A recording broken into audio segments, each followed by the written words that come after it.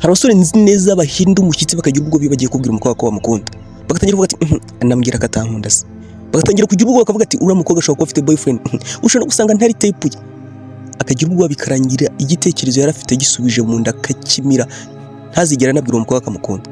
Ubu n'ubugwari wa musore we, ubu n'ubugwari no kwiyumvamo kutarenze, no kwiyumvamo kudashoboye, no kwiyumva ko kudakwiye ibyiza. Kandi ikintu cya mbere kigomba kukuranga no kumva kurenze kandi udasanzwe, no kumva ko mu basore bose bari mu gihugu cyangwa bahagaze ku isi ku butaka, nawe mu basore b'ibitangaza nawe urimo. Iki kintu ubanza kucyumva muzaba bateye intambwe ikomeye cyane, nta n'umukobwa uzigera gutinya. No, kandi kuba utabanye n'umuntu cyangwa kuba umuntu yaguhakana ntabwo bisobanuye ko utari umusore mwiza. You need to have that in your mind. Keep that in your mind. You have to put that in your mind. Ukavuga ati I know I'm strong, I'm handsome guy, ndarenze, mfite ibishoboka byose ngo mbe umusore, mfite amaguru abiri, mvuga neza, nta kibazo mfite. Why?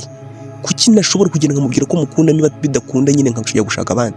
Ikintu cyambere ngomba kukubwira kigiye kukumara ubwoba akakanya, ntuzongere gutinya umukobwa uwo ari we wese uko yaba ameze kose, aho yaba aturuka hose, icyo se yaba ari cyo cyangwa nawe ubwe ari cyo, ntazagera gutera ubwoba.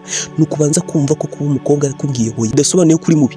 Niba umukobwa akubwiye hoya ntabwo bisobanuye yuko nta wundi mukobwa wakwemera. Hari abantu bataremewe kuba hamwe. Genda wowe umubwire ko umukunda, umubwire ko wamwishimiye, umubwire ko ushaka kumwaba bakunze, nakubwira aho yamubwiye ati okay, have a great day, gira umunsi mwiza, nyine nakwishima. Ariko niba bidakunze nyine ntabwo bikunze, wisubirire inyuma, ntubitekerezeho cyane, kuko kosi kamara ujye no gushaka abandi. N'inyuma zashobora kuzatekereza ariko nigeze kubona umusore ufite confidence, nigeze nabona. Yes, ibyo nibyo ugomba kugira mu mutwe, ukavuga ati okay, niba bitari bukunde ntabwo biri bukunde, nagenda bimubwira n'uri ntago ari amafaranga namuguzaga cyangwa ntago ari umwana wanjye urwaye ngo nananye mu rukundo ndi bupfe, ntacyo ndi bube. I'm strong, ngiye kumubwira ko dukundana, namwishimiye, ndabona yujuje ibyo nshaka kugira ngo dukundane, reka ajye kureba ko byibuze nanjye yambona mu icyo kintu wenda nanjye namubonyemo. Niba bidakunze it's okay, ntabwo ibintu byose bihura.